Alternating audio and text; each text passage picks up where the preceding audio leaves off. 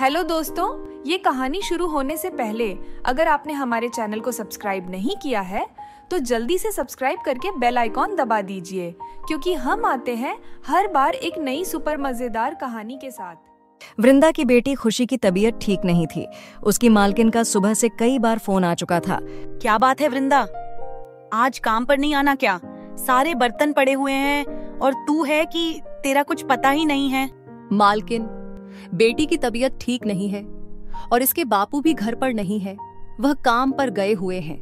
मैं बेटी को अकेला छोड़कर नहीं आ पा रही हूँ। मुझे कुछ नहीं सुनना, चुपचाप काम पर आ, नहीं तो मुझे कोई और काम वाली ढूंढने में देर नहीं लगेगी। अब क्या करूँ? रोशनी बिटिया सुन, अब तबीयत कैसी लग रही है? माँ, अब दवाई लेकर ठीक लग रहा है। हाँ, बुखार तो उतरा हुआ है। एक काम कर बिटिया, तू मेरे साथ काम पर चल। तू वहाँ बैठ जाना, तब तक मैं काम निपटा लूंगी। घर पर अकेला छोड़कर जाने का मन नहीं है मेरा, और अगर काम पर नहीं गई तो मालकिन दूसरी काम वाली रख लेगी। दिवाली के दिन है बिटिया, मालकिन का कोई भरोसा नहीं। रख लिया तो काम हाथ से चला जाएगा। चल चप्पल पहन, हम चलते हैं। वृंदा रोशनी के साथ काम पर पहुंचती है। अब तू इस बीमार को साथ ले आई, काम करेगी या इसे संभालेगी? मालकिन, घर पर अकेली रुकती तो ये घबरा जाती, यहाँ चुपचाप बैठी रहेगी, ये तंग नहीं करती। रोशनी बेटा, तू वहाँ सामने बैठ जा। पहले बर्तन कर ले, फिर पंखे भी साफ करने हैं। ठीक है मालकिन। तभी मालकिन की बेटी और पति भी आ जाते हैं। सौम्या, तुम्हारी लाडली खुशी ने देखो कितनी सारी शॉपिंग की है। मम्मी देखो, यह अनार फुलझड़ी रॉकेट और कितने सारे पटाखे, ये चॉकलेट्स भी। और यह देखो मम्मी, मैंने अपने लिए मॉर्निंग में पहनने के लिए अलग ड्रेस ली। वह कल मेरी सारी फ्रेंड्स आएंगी ना, तो दिवाली पार्टी में न्यू ड्रेस पहनूंगी। अरे हाँ, कल मॉर्निंग में तो दिवाली पार्टी है। वृंदा, कल सुबह टाइम से आ जाना, काफी काम रहेगा। खुशी दिवाली का सामान देखने लगती है। रोशनी भी उसे देख रही थी। ए लड़की, जा, ये सामान उठाकर खुशी के कमरे में रख आ। जी आंटी। रोशनी चुपचाप घबराई हुई सी खुशी के कमरे में सामान ले जा रही थी। अचानक उसके हाथ से चॉकलेट का डिब्बा गिर गया। अरे ठीक से चला नहीं जाता क्या? वृंदा, तुमने अपनी बेटी को क्या सिखाया है? जरा सा काम क्या बोल दिया? इसके तो हाथ पैर बिल्कुल बेकार है। इतनी महंगी चॉकलेट का डिब्बा गिरा दिया। क्या हुआ सौम्या, इतना शोर क्यों है? पापा, रोशनी ने चॉकलेट का डिब्बा गिरा दिया, इसलिए मम्मी उसे गुस्सा कर रही हैं। कोई बात नहीं बेटा, आराम से उठाकर कमरे में रख दो। सौम्या, तुम भी छोटी छोटी बातों पर बच्चों पर गुस्सा करती हो। सारा काम खत्म करके वृंदा रोशनी को लेकर घर आ जाती है, पर रोशनी का मन उदास था। क्या हुआ रोशनी बिटिया, तू इतनी उदास क्यों है? तबीयत तो ठीक है ना? माँ, मुझे भी दिवाली की खरीदारी करनी है। मुझे भी पटाखे, नए कपड़े और मिठाई चाहिए माँ। अभी तेरे बापू आ जाएंगे ना, तो फिर मैं तेरे लिए पटाखे और मिठाई खरीद लाऊंगी। वृंदा किसी तरह रोशनी को समझा देती है। वृंदा, क्या हुआ? आज रोशनी जल्दी सो गई। हाँ, तुम्हारा इंतजार कर रही थी कि आओगे तो पटाखे और मिठाई खरीद कर लाएगी। बड़ी मुश्किल से 500 ही मिले हैं। तुम कल काम पर जाओगी तो इसको पटाखे और मिठाई दिलवा देना, खुश हो जाएगी। ठीक है, तुम बैठो, मैं तुम्हारा खाना लगाती हूँ। अगले दिन वृंदा रोशनी को लेकर काम पर जाती है। सौम्या के घर दिवाली पार्टी की तैयारी चल रही थी। वृंदा मेहमानों के लिए चाय, कॉफी और नाश्ते का प्रबंध कर रही थी। वृंदा, जाकर सामने की टेबल पर चाय के कप और लगा दो, और प्लेटों में बिस्कुट और नमकीन खत्म हो गए हैं, वो भी भर देना। तुमने रामू को पनीर के पकौड़े बोले थे, पनीर आया हुआ है, जाकर एक बार देख लो। जी मालकिन, मैं अभी देख लेती हूँ। रोशनी बिटिया, तू यहीं बैठ, मैं तब तक मेहमानों को देख लूं। मम्मी, मेरे पटाखे कहाँ रखे हैं? मुझे अपने सारे फ्रेंड के साथ छत पर जलाने हैं। सौम्या का ध्यान रिश्तेदारों और दोस्तों में था। वो खुशी की बात को अनसुना कर देती है। खुशी अपने दोस्तों को लेकर छत पर जाती है। रोशनी ये सब देख रही थी। वह भी पटाखे देखना चाहती थी। उसका मन भी था कि वह पटाखों को जलते हुए देखे, इसीलिए वह भी छिप छिप कर किसी तरह उन सबके पीछे छत पर चली जाती है। खुशी माचिस की तीली जलाने की कोशिश कर रही थी कि अचानक तिली की आग पटाखे पर पड़ जाती है और खुशी रोने लगती है। उसके आसपास आग लग जाती। उसके सारे फ्रेंड्स नीचे भाग जाते हैं। खुशी उस समय अकेली थी। मम्मी, पापा, बचाओ आग। मम्मी, पटाखों में आग लग रही है। मम्मी, मुझे डर लग रहा है, जल्दी बचाओ। खुशी, डरो नहीं, मैं अभी तुम्हें बचाती हूँ।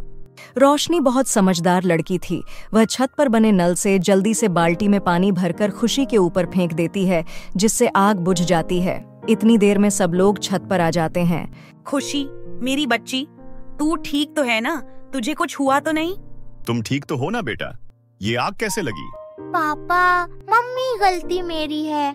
मैं आप दोनों के बिना अकेले ही पटाखे चलाने आ गई। मेरे हाथ से माचिस की तिली जल गई और पटाखों पर पड़ गई।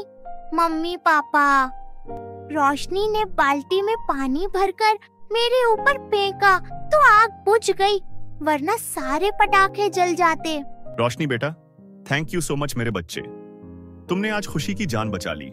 सब नीचे आ जाते हैं। सौम्या रोशनी से बहुत प्यार से बात करती है। इसके बाद खुशी अपने सब फ्रेंड्स के साथ दिवाली की पार्टी करती है।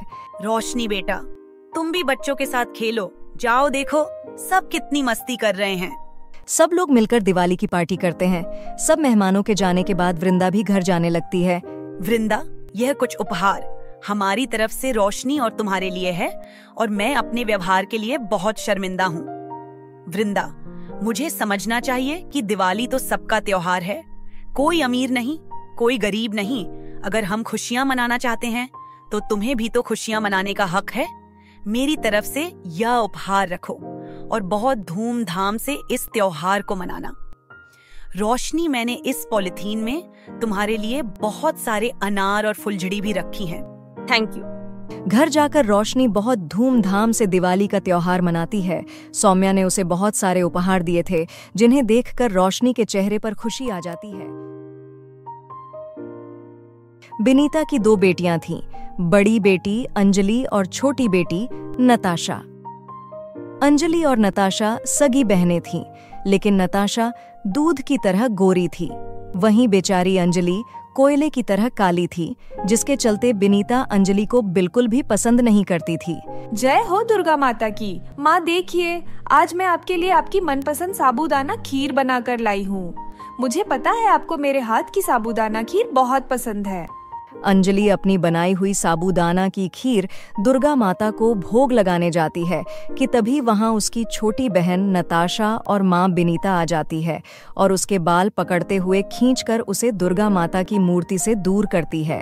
तेरी इतनी हिम्मत कि तू अपने इन काले हाथ की बनी हुई खीर दुर्गा माता को भोग लगा रही है। ये तो पागल है जो ये एक मूर्त को खीर खिला रही है। नताशा, तुम्हें जो बोलना है मुझे बोलो, लेकिन मेरी दुर्गा माता के अंदर मेरी दुर्गा माँ है। अंजलि की बात सुन बिनीता और नताशा अंजलि को बेरहमी से मारना शुरू कर देती है। हे दुर्गा माता, तेरे 7वें रूप। काल रात्रि को सारा जग पूजता है, लेकिन अगर एक इंसान का रंग काला है तो वही जग उसे दुत्कारता है। ऐसा क्यों माँ? यह रंग तो तेरा बनाया हुआ है, तो क्यों मेरी ही सगी माँ और बहन मेरे साथ ऐसा करते हैं? यह कहते हुए अंजलि दुर्गा माता के सामने फूट फूट कर रोने लगती है। दुर्गा माता के सामने रोते हुए अंजलि को कुछ बीते पल याद आने लगते हैं। क्या हुआ मेरी गुड़िया रानी को? क्यों रो रही है मेरी गुड़िया रानी? पापा, आज माँ ने फिर मुझे डांटा। मैं तो कोई गलती भी नहीं करती हूँ, फिर मेरी माँ मुझे क्यों डांटती है? क्या माँ ऐसी होती है?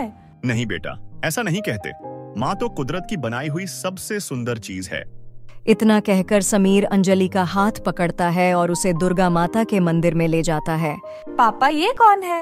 बेटा, दुर्गा माता है। यह सिर्फ किसी एक की नहीं बल्कि सारी जगत की माँ है। आज के बाद जब भी तुम्हारी माँ तुम्हें मारे, तुम यहाँ आ जाना। जितना प्यार तुम्हें दुर्गा माँ करेगी, उतना संसार में कोई नहीं करेगा।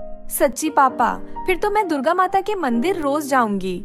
इतना कहकर 5 साल की बेटी अंजलि जाकर दुर्गा माता की मूर्ति से गले लग जाती है और बचपन से ही दुर्गा माता की बहुत बड़ी भक्त बन जाती है। अंजलि के पिता तो परलोक से धर जाते हैं, लेकिन समीर की बातें आज भी अंजलि के दिल और दिमाग में बैठ चुकी थीं। इसलिए अगर अंजलि की जिंदगी में अगर कोई उसके लिए जरूरी था तो सिर्फ उसकी दुर्गा माता ही थी। अरे बिनीता बहन, चलना नहीं है क्या? बस चलो, चलते हैं। आप लोग कहीं जा रही हैं क्या?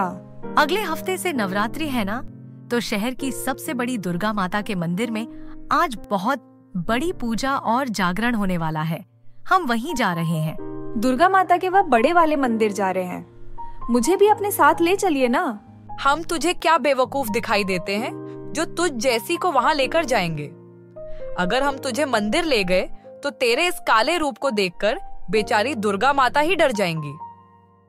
नताशा, कम से कम दुर्गा माता को लेकर तो ऐसी बात मत बोलो। अगर वह तुमसे क्रोध हो गई ना तो तुम उनका प्रहार सह नहीं पाओगी। बस अपने यह ज्ञान की बातें मुझे देने की कोई जरूरत नहीं है, समझी? अंजलि बिनीता और नताशा के सामने गिड़गिड़ाती रहती है, लेकिन वह उसकी एक नहीं सुनते और सब उसे छोड़कर अकेले ही दुर्गा माता के मंदिर चले जाते हैं। लेकिन एक भक्त को उसकी भक्ति करने से कौन रोक सकता है। अंजलि के पास भले ही मंदिर जाने के लिए पैसे नहीं थे, लेकिन अंजलि दुर्गा माता के मंदिर पैदल ही जाती है। अंजलि के पैरों में छाले पड़ गए थे, लेकिन उसे अपने दर्द का कोई एहसास नहीं था। वह तो बस दुर्गा माता की भक्ति में लीन थी। जैसे तैसे कर अंजलि दुर्गा माता के मंदिर जाती है और मंदिर के कोने में चुपके से दुर्गा माता का जागरण को देखती है। हे दुर्गा माँ, मैं भले ही तेरी करीब नहीं हूँ, लेकिन मेरी भक्ति में कोई कमी नहीं है। ऐसे ही कुछ दिन गुजर जाते हैं और अब नवरात्रि आने वाली थी, जिसके चलते अंजलि बहुत ज्यादा खुश होती है और अपने घर में बनी दुर्गा माता के मंदिर को अपने हाथों से किसी शादी की तरह सजाती है।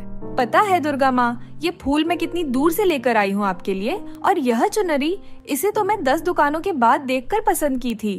अंजलि जैसे ही आरती की थाली उठाकर दुर्गा माता की पूजा करने जाती है, तभी वहाँ बिनीता और नताशा आ जाती हैं और अंजलि के हाथ से पूजा की थाली छीन लेती है। कोई जरूरत नहीं है दुर्गा माता की पूजा करने की। अब क्या तू इतने शुभ अवसर पर अपने काले और मनहूस हाथों से दुर्गा माता की पूजा करेगी?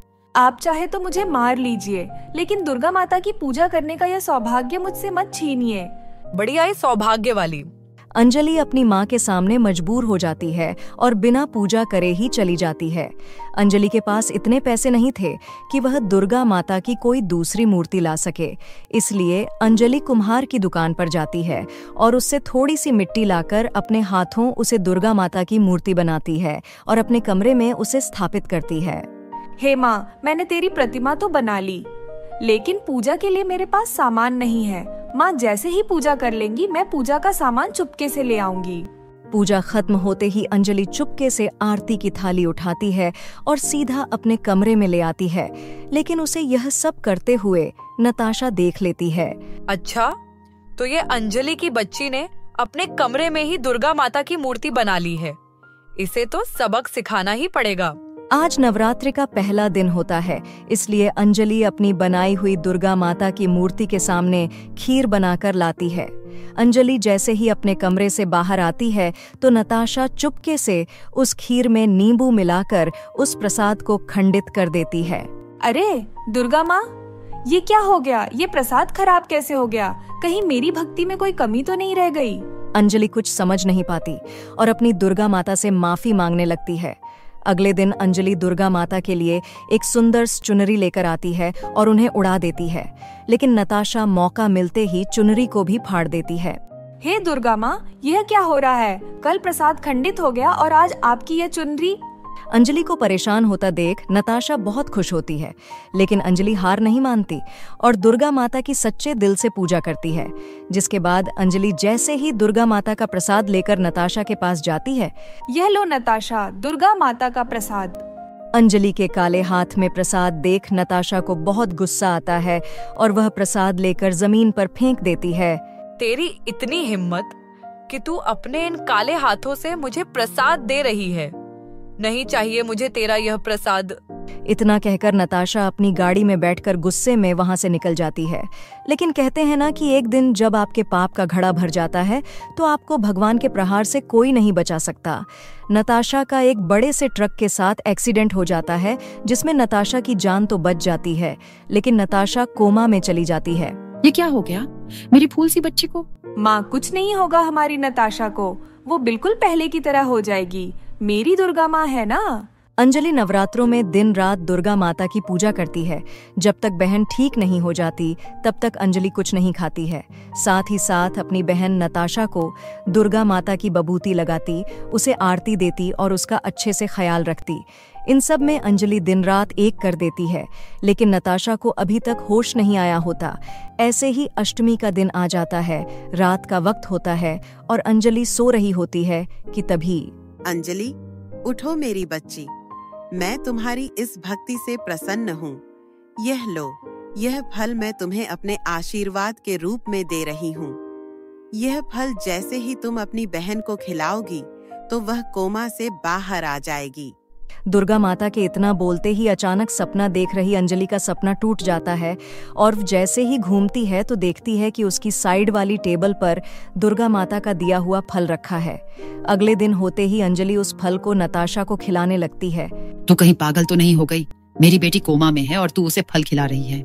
यह कोई मामूली फल नहीं है, बल्कि दुर्गा माता का आशीर्वाद है।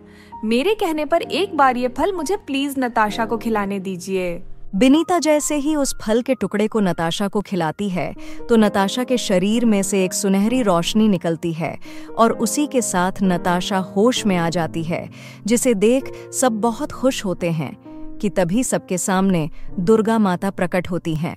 तुम दोनों ने मेरी बच्चियों को हमेशा परेशान किया, उसे मेरी भक्ति करने से भी रोका, लेकिन इन सब के बावजूद भी मेरी बच्ची ने हमेशा तुम्हारा भला चाहा। आज सिर्फ अंजलि की भक्ति की वजह से तुम्हारी बेटी ठीक हो पाई है। दुर्गा माता, हमारे भाग खुल गए। आपके साक्षात दर्शन पाकर अंजलि की वजह से ही हमें आपके साक्षात दर्शन हुए। दुर्गा माँ, हमें क्षमा कर दीजिए। हमने अंजलि के काले रंग की वजह से उससे हमेशा नफरत की और कभी उसके सच्चे दिल को समझ ना पाए। दुर्गा माँ, लेकिन अब से हम अंजलि को कभी कोई परेशानी नहीं होने देंगे। हमें एक मौका दीजिए दुर्गा माँ। अपनी गलती का पछतावा ही होना मनुष्य का सबसे बड़ा दंड होता है। अंजलि मेरी बच्ची, तुम इस संसार में अकेली नहीं हो। मेरा आशीर्वाद हमेशा तुम्हारे साथ रहेगा।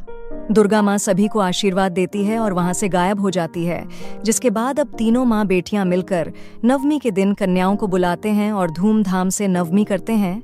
इस संसार में हर कोई आपका साथ छोड़ सकता है, लेकिन दुर्गा माँ कभी नहीं। वो भले ही आपको दिखे नहीं, लेकिन उनका आशीर्वाद सदा आपके साथ है। इसलिए प्रिय भक्तजनों, कभी अपने विश्वास को टूटने मत देना और हमेशा दुर्गा माँ पर अपना विश्वास बनाए रखना। जय हो दुर्गा माता की। आपने हमारे चैनल को सब्सक्राइब नहीं किया है तो जल्दी से सब्सक्राइब कर लीजिए। इस वीडियो को लाइक, शेयर, कमेंट करना ना भूलें। फिर मिलेंगे अगले एपिसोड के साथ।